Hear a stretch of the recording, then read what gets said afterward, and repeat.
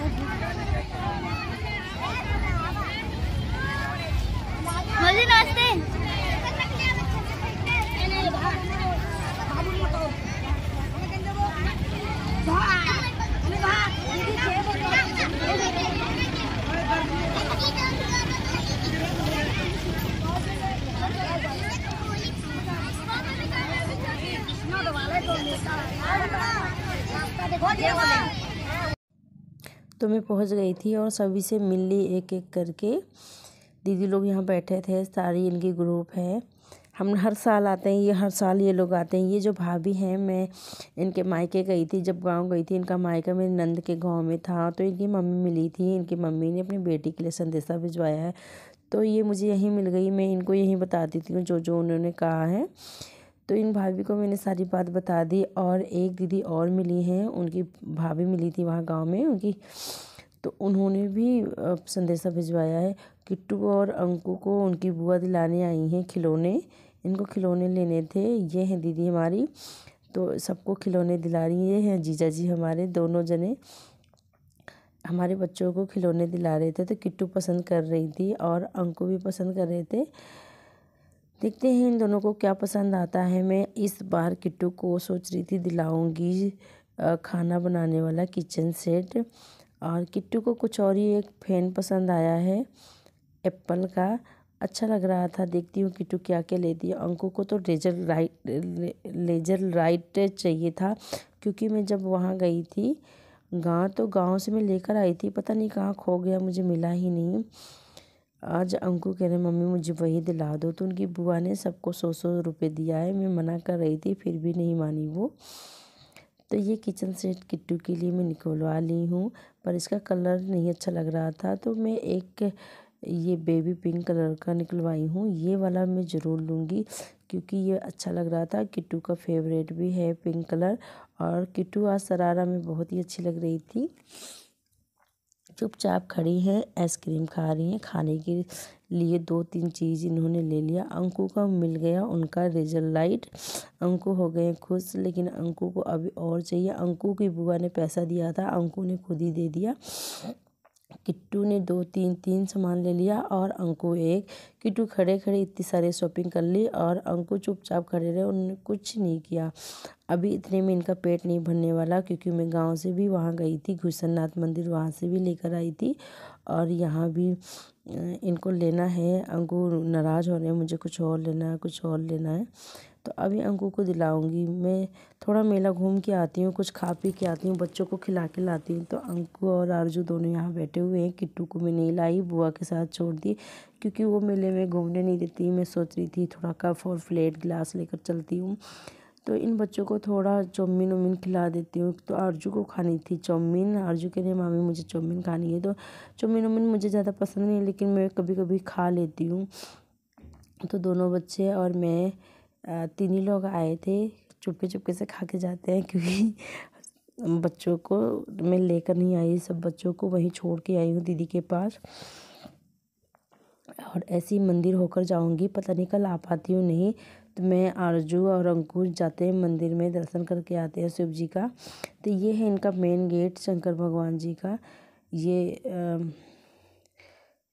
राम बाग की ये बहुत पुरानी मंदिर है। सबसे पहले यही मंदिर होती थी हमारे यहाँ, हमारी मम्मी लोग बताती हैं। फिर छोटी छोटी बहुत सारी मंदिर बन गई है, ये बहुत पुरानी मंदिर है। तो यहाँ पे कांवरिया वाले बेचारे आके का परिक्रमा कर रहे हैं।